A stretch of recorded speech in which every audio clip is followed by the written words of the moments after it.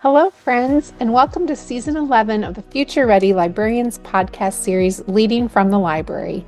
This is a podcast for all librarians wherever you are in your journey. It is filled with amazing guests, important topics, and engaging conversations that will inspire, engage, and support all of us as future ready librarians. I am your host, Shannon McClintock Miller. I am the district teacher librarian at Van Meter Community School in Van Meter, Iowa, and serve as the Future Ready Librarians Leader. I have the pleasure of working within my library and school community and also with others around the country and world through Future Ready Librarian events, conferences, consulting, writing, and more.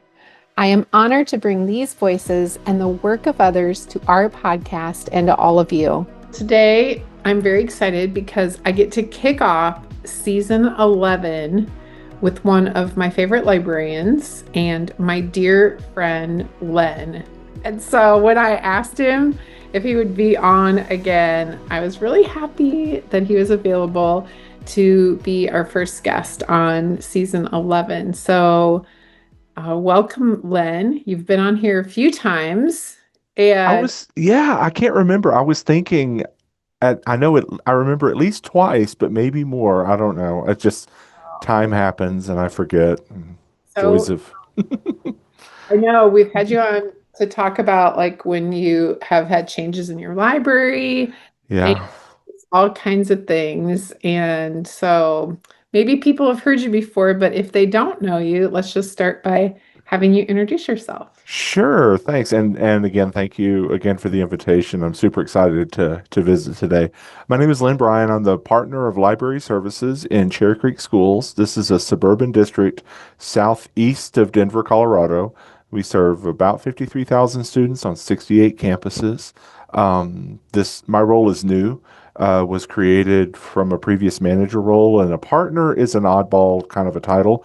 I'm kind of a coordinator on steroids. I'm not quite a director, but I'm more than a coordinator. So it's kind of in that interstitial area between being the director of library services, which is what I did for Houston ISD before I came here, or being a coordinator, which I've been in other roles as well. So speaking of that, I've worked in Colorado, Texas, and lots of places in Texas.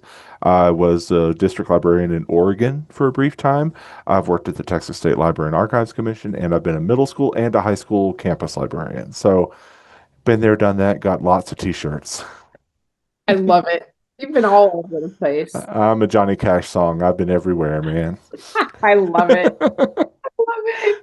Well, and I think that that's one big reason why I love having you on because you're right in there with all of us doing the things that we do with our libraries. And I know that when I think about going back to my library and I think about what we left last year, we didn't get to the big weeding part of what we do in our library because we're going through addition onto our building and we just didn't have. Yeah.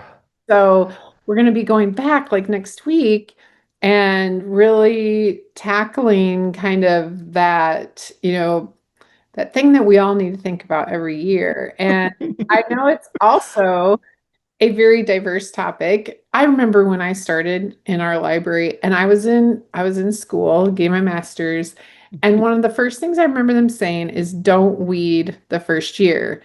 And I went to the library and I was like, but there's so many Really? There's books so that I want to much. get rid of.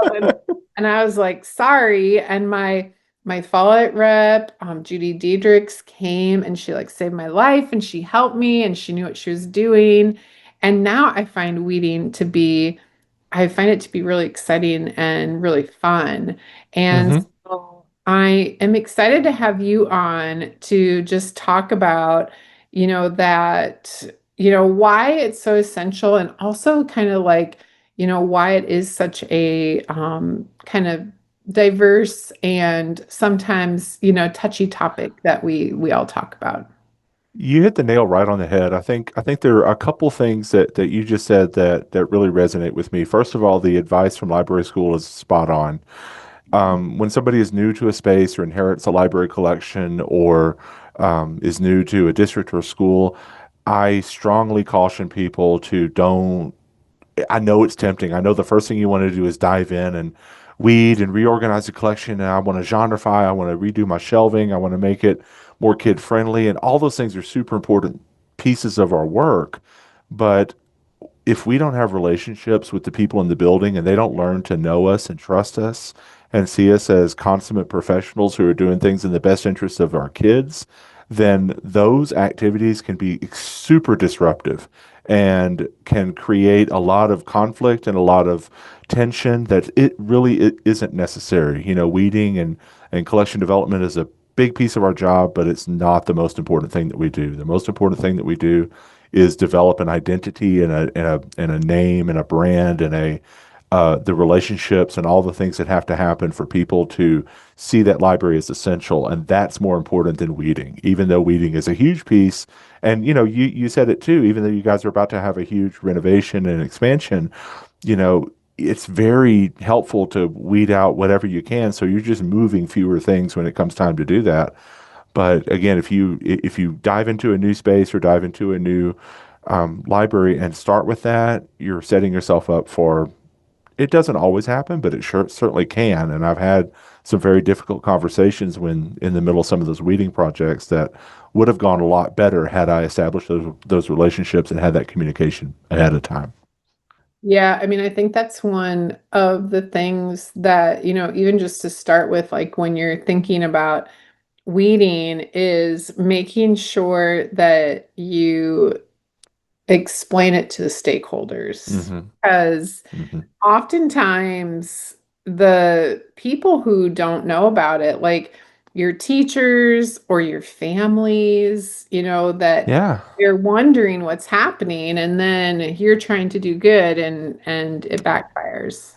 Absolutely. And this is why another thing that I really advocate for is doing weeding in a very small scale, shelf by shelf, section by section, taking out one box of books at a time and not doing the giant, Mhm. massive project with bins and stacks everywhere and all that. Because again, that people get emotional about this and people get really significant about why are you throwing away perfectly good books, and you know they don't understand, and you know they don't have the experience and stuff that we have to tell them a book that's older than you is not going to appeal to our kids. You know, in very rare instances are the cover art, even if the book itself is perfectly fine, if the cover art hasn't been updated with a new edition, kids aren't going to pick that book up, and you could book talk it to death and they're still not going to enjoy it. So I think that that's another piece that I really advocate for is like, if you can, if you don't have a humongous project coming up like you do, take it small. Every time you walk into the stacks, grab a handful of books that look pretty shabby, check their dates, check their last checkouts, and set them aside for weeding. So it's not quite so disruptive and humongous of a thing, and you'll get no questions about that. Like very few people are going to ask you what you're doing with a handful of books. People will ask you, why is there a giant pyramid of boxes in the library that you know is marked discard? Yeah, I know. And you touched on that like Hmm. really briefly. I mean, I think that, say that I'm a brand new librarian and I'm listening to this, Hmm. and maybe I've just heard of weeding. And so maybe we should start even at the beginning in this Sure. I conversation. know we jumped right in, didn't we? Well, we both love it. And I know, so right? let's just talk about just, just to start, like even what is weeding, and maybe, like a few of the whys like behind that. Sure. Yeah. So the basic definition of weeding is it's an essential part of collection development and collection maintenance. Weeding is when you intentionally evaluate and remove material that's no longer relevant or useful or might be misleading. The Texas State Library has a great guide called the Crew Manual, which unfortunately is no longer posted on their site, but I have the PDF. One of my goals is to do something with that PDF and you know get Mm. permission to make it available again or whatever. But the crew manual references an acronym MUSTY. So M is misleading, U is ugly, S is superseded, which means there's a newer edition that has that information. T is trivial, R is, I don't remember that one, maybe relevancy. And then I is, I think, inconsequential, and E, I don't remember. But I know the first like four off the top of my head. The other ones I don't know. But those things are all things that describe materials that are out of date. They are in some cases, it could be offensive. There are some nonfiction and fiction texts that are no longer socially acceptable. They use language and they use stereotypes and they use tropes that don't represent our best intentions, and they don't represent what we want for our kids. And kids can be harmed, by accessing those materials and reading those books. And those are things that, if they don't meet your current collection criteria and your selection standards, they need to be removed from the library collection. So, weeding is that formal process of evaluating and assessing library materials with the aim of making sure that it's current and relevant and useful for your students. So, I don't know if that's the textbook definition, but I think I got kind of close. I know that is perfect. And so, thinking back to like when I really wanted to weed and where to start, like what are some tips that you have for people when they first start thinking about that? I think the first tip is to know your collection and know your community. One of the things that I've noticed when I came to this district and started working with these schools is that inventory was optional. And my predecessor had recommended an inventory, 1/3 of the collection be inventoried each year, which is great for manageability. It's totally easy to scan 1/3 of your collection each year. The problem is by the time you get back around to the beginning, that collection has been checked out. It's been gone through. A lot of stuff has been superseded. Some of it may have gone missing. So we did not have a firm grip on even what we had in our buildings. Many of our holdings records showed thousands of books more than what were physically on the shelves. So typically, in a usual scenario, when you have a library that has been well managed and has been inventoried and has been weeded over the course of the years, I would say get with your you talked about your follett vendor, your follett rep, get with your book reps, and get with if you are lucky enough to be in a large district that has a systems supervisor, somebody who supervises your integrated library system, your destinies or what have you, get with them and ask them to run some reports to help you understand where are my oldest books, where are my books that haven't been checked out in a while, where are my books that are potentially have some of those stereotypes and some of that misleading content. If you step into a situation like mine, we chose to go a different route because I didn't trust those reports to be accurate. And I felt like if I had a list of books printed out, we would be spending our time hunting for books that weren't on the shelves and haven't been on the shelves in years due to the infrequent inventory process that had been going on before. So we decided to do what I call an ugly weed, which is where you just walk down the shelves and you look for things they have brown pages. When you look at the top of a leaf, the leaves of a book, you can tell a book has aged by the color of the sheets, by the color of the edges of the pages. Really easy to do in fiction, harder to do in the everybody section because those books are so thin and they're typically have colored ink and whatnot on them. But I go for an ugly weed. I look for the brown pages. I look for dust on the books. If a book is dusty, it hasn't been out of that shelf in a while. It hasn't been in a kid's backpack. It hasn't gone through circulation, checked out, checked in, all that. I look for those worn spines. I look for anything that is still bound in that canvas buckram binding stuff from the 70s. I look for that kind of stuff. And those are just the visual cues that tell me, let me pull this book out and take a look. The vast majority of the books that we weeded this summer, we weeded about 11,000 books out of our 4 schools this summer.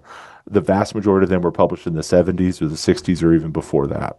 And those books were really easy to spot just because of the typing, what's it called? The fonts that they use on the covers, on the spines. Those things were easy to find.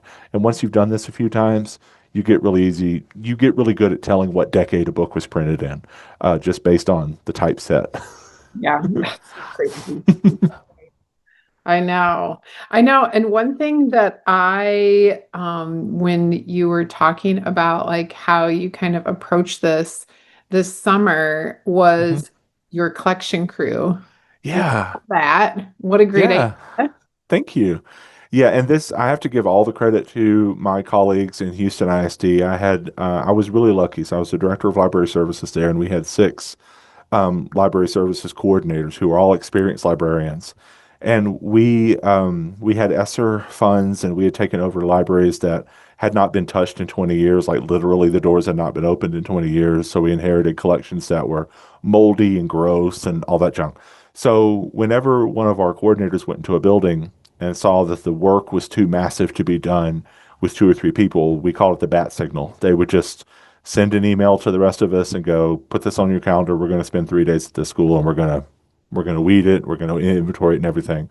So I got the idea for collection crew from working with the fine people in Houston ISD, and they really showed me the value of the camaraderie of working together as a group. So let me back up a little bit. Collection crew here is I sent out a call back in May, right before the end of the school year, for any teacher librarian, anyone who's experienced, who wanted to earn some extra money this summer, get together, let's weed some libraries.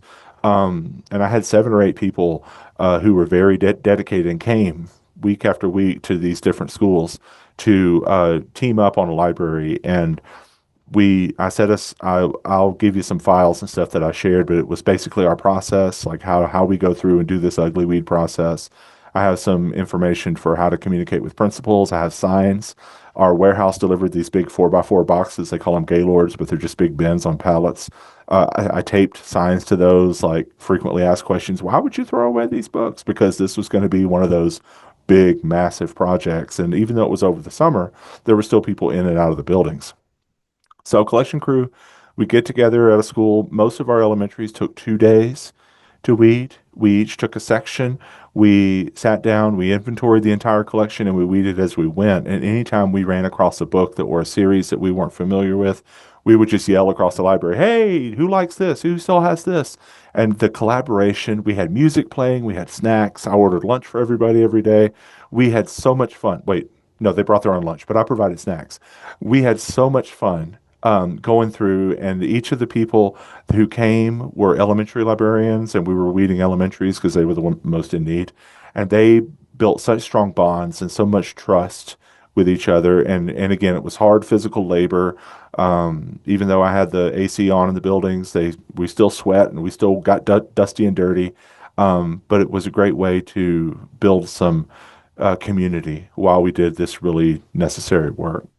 That's what I was thinking. Like, I was part of, I do some consulting in a school in Long Island, Franklin Square, and three libraries, three elementary libraries. And so we were working on them last year, and the 2 hours that we worked together, the same thing. Like, Yeah.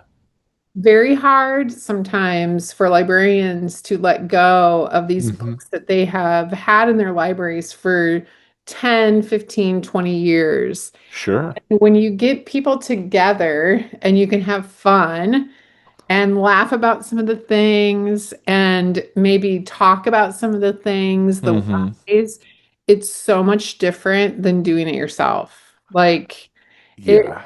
it's like, and even my associate and I, when we might go through the books and we will make a stack, and then we'll very thoughtfully talk about, Hmm. several of them. Some of them are like you said, like the ugly weeds, and they're Sure. obvious, or books that maybe you've ran a list or you've had help with Follett or whoever Hmm. who really think about those. But then there's some that, oftentimes are conversation worthy to have. Oh, sure.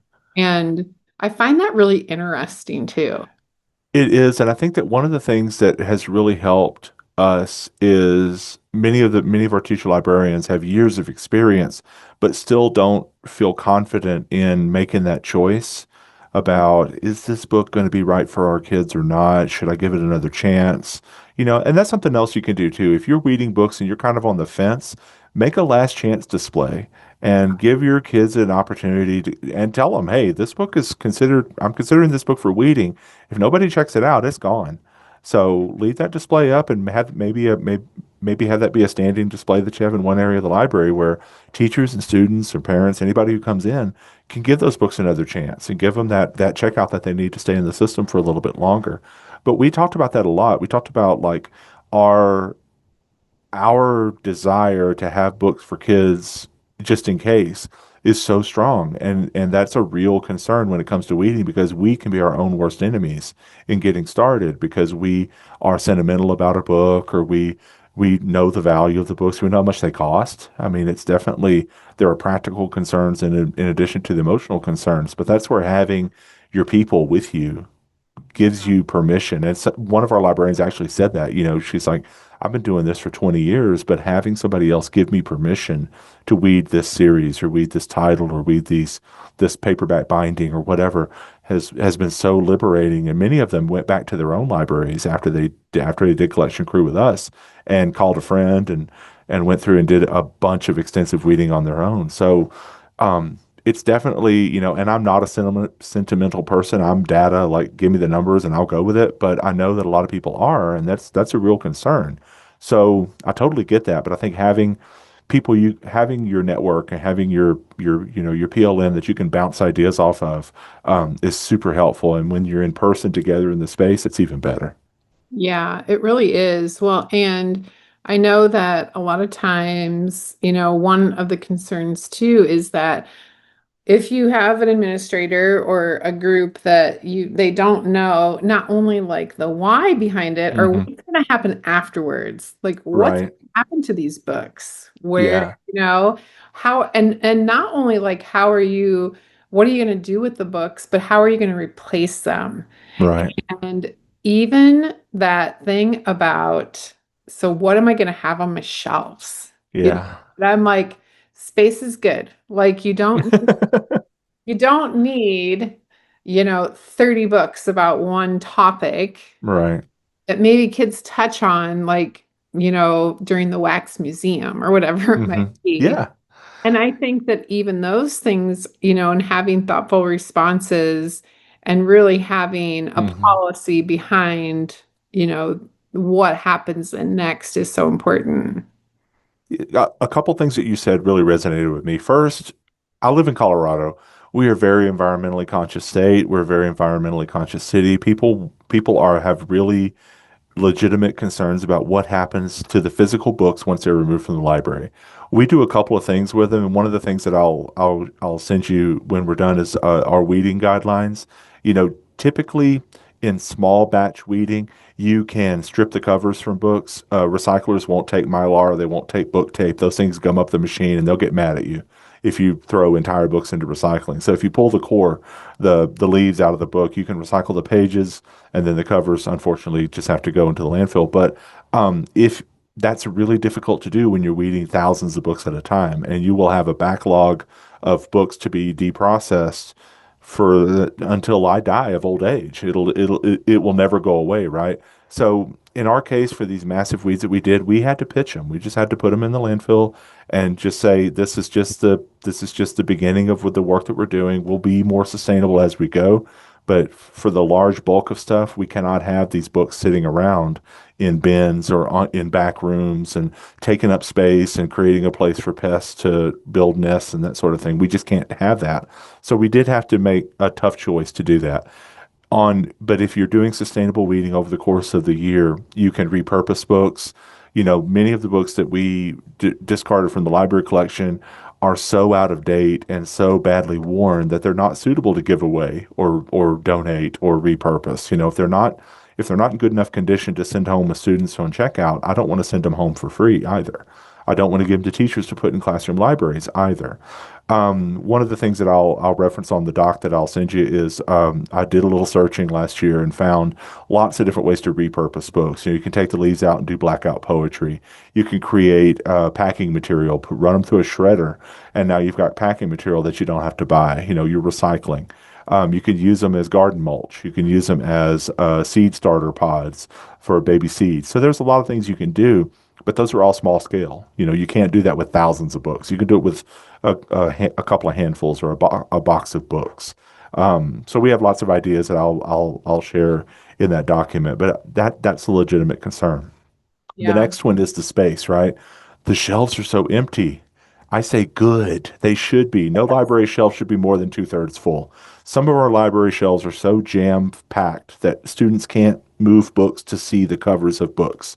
Library volunteers and workers can't reshelve books, and heaven forbid you buy new books. Where are you going to put them?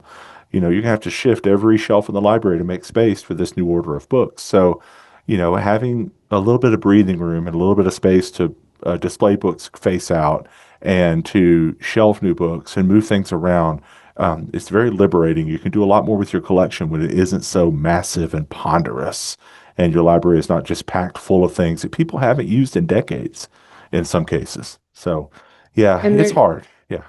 kids love that because they love Yeah. coming in and having that like bookstore feel and Oh, being yeah. able to see things and it's all Hmm. fresh. And I mean, that's a big goal of mine, like always, but especially as we think about our new library and Hmm. even talking with like the architects and the designers, like really being thoughtful about, how we're thinking about that, but also like being thoughtful about weeding, but also like purchases too. Oh, for And sure. Yeah, mhm, and that's another thing too. It is really hard to advocate for additional library funds when an administrator or a school leader walks into the library and sees it jam full of books. Like it's really hard to say we need more books or need more diverse or relevant books yeah, when they walk in and go, where are you going to put them? Do I need to buy new bookcases? That's just it's so much easier to do this process, really know your collection well, know where your gaps are, know where your areas are that need to be improved. When I advocate for funding with a principal, I don't tell them I just need new library books. I tell them I need more graphic novels featuring boys of color. And yes. that's a very specific ask versus I just need new library books. Trust me. Yes. I know. And that comes to it too, like thinking more about even using like tidal wave, Hmm. like I think that that's just such a great resource when we're looking at not only like weeding and what should be weeded, but also like building those lists have been so helpful Hmm. and such a huge advocacy tool when, Right. just like you said, like when you're looking for specific books that you want to show or that you want to advocate for, I think is just so great too. So helpful. I become a little addicted to that because it's fun to be able to find there's so many great books. Like there's just so There many are. great things and I think too another exciting thing is when your kids can see like that you need things, it's great to get their input too, and it's easier Hmm. when they can see too those places and know the books, a little bit better that Hmm. are in the library because there's not so many. Right. And it's I can't talk today. The navigability of being able to physically manipulate the books and being able to move and see the books face out and just spread out a little bit is huge. Kids do tend to gravitate every library I've worked in, I've genrefied. And kids do tend to gravitate to their favorite genre and their favorite author and their favorite series. And, Diary of a Wimpy Kid gets worn out every year, as it does. But as kids are walking to that favorite section, if they are able to get their eyes caught by cover art, which publishers put a ton of work and ton of, talent and love and energy into the art that goes on the cover, we hide that in libraries when we don't face those books out, when we only have spine out books. The marketing of those books becomes they almost market themselves when you can face those covers out, you can build those displays in the stacks and not just a special spot at a bulletin board inside the library door, but just throughout the library where reading is more cultural and it's more part of the air that we breathe and less just a special thing that's kind of over there. And this is the warehouse where we store everything. Yeah, so true. I know it gets me all excited about going back to school. You go get them, Shannon. It's going to be great. Love it. This is awesome. Well, and I'm really happy that you're going to share with us some of the things that you've made, Hmm. your lines. I love like the signage, like even I've never even thought about that before. I think Yeah. that is so great too. And I'll make sure that I attach it to the webinar or the podcast notes so Yeah, everybody. the notes. Yeah. And just to speak to that for a moment, one of the things that it doesn't keep me awake at night, but I'm always kind of prepared for pushback when it if it's in the moment while I'm there, I'm very well equipped to speak to whatever concerns a person has and reassure them and kind of talk them down off the ledge, so to speak. But my issue with the bins that we had in these buildings, some of them sat there for a week or more, while waiting for the warehouse to pick them up. And once we were done, I they had flaps, so I was able to tape them closed to kind of keep the peekers and the looky-loos away. But I put the signs on there because I can't be there overnight. And I'm not going to be there all the time to hopefully reassure people and most importantly give them my contact information. So if you have questions and concerns, call me, email me. Don't start, the rumor mill or whatever, asking people that don't know what they're talking about what this is. Come to me and I'll totally explain this. And I'll sit down with you and we'll talk about why we do this. I think it's real transparency and communication are one of the most important parts, not just of the weeding process, but everything we do in libraries. I think that's part of our part in the current like craziness around books and all that kind of stuff is we haven't always done a great job of communicating, why these stories matter and why these books that we do collect matter. And it goes back to weeding, like why discarding this book is, the best thing for our students. Yeah, I agree. I totally agree. Just want to come visit now. You're doing amazing things, my friend. So Thank you.